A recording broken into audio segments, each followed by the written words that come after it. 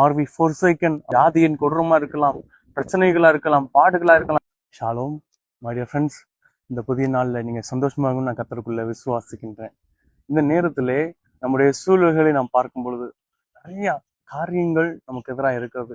ஒருவேளை சில வழிகளில் நாம் அடிக்கடி தவறி விழுகிறவர்களா இருக்கிறோம். சில வழிகளில் இருந்து நாம் மீண்டு வர முடியாத சூழ்நிலையில இருக்கிறோம். இப்படிப்பட்ட காரியங்களை ஒவ்வொன்றாய் நாம் பார்க்கும் பொழுது ஒவ்வொன்றும் நாம் ஒருவேளை கைவிடப்பட்டு விட்டோமோ, ஆர் வி forsaken அப்படின்ற ஒரு சூழ்நிலைகளுக்குள்ளாக, சிந்தனைகளுக்குள்ளாக நம்மை கொண்டு செல்கிறதா இருக்கிறது. ஒருவேளை சில காரியங்கள், சில நன்மைகளை பெற முடியாமல் நாம் தவித்துக் கொண்டிருக்கிறோம். சில மேன்மைகளை பெற முடியாமல் நாம் தவித்துக் கொண்டிருக்கிறோம். இவைகளெல்லாம் பார்க்கும் பொழுது தேவன் நம்மை கைவிட்டாரோ, அவர் நம்மை எண்ணவில்லையோ, நம்மை அவர் நினைக்கவில்லையோ, அதனால் நமக்கு இந்த சூழ்நிலையும் சொல்லி நம்ம கலங்கி கொண்டிருக்கிறோம்.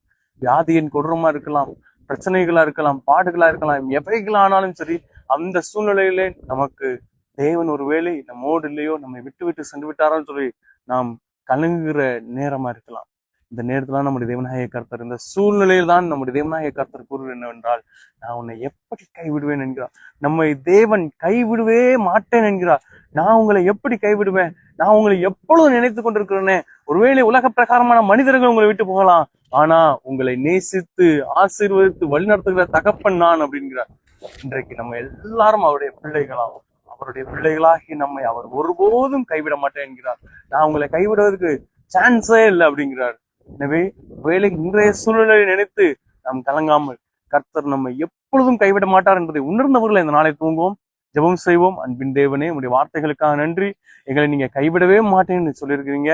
அப்போ உங்களுடைய வார்த்தைகளை நாங்கள் விசுவாசிக்கிறோம். எங்களுடைய சூழ்நிலையை மாற்றி, அப்பா எங்களுடைய பிரச்சனைகளை மாற்றி, எங்களுடைய பாடுகளை மாற்றி, நாங்கள் சந்தோஷத்தோடு மகிழ்வோடு தேவன் எங்களை ரட்சித்திருக்கிறார், எங்களோடு இருக்கிறார் என்பதை அப்பா உணர எங்களுக்கு நீங்க அருள் புரியுங்க. எங்களுடைய சூழ்நிலை அர்ப்பணிக்கிறோம். இயேசு கிறிஸ்துவின் நல்ல பிதாவே, ஆமென்.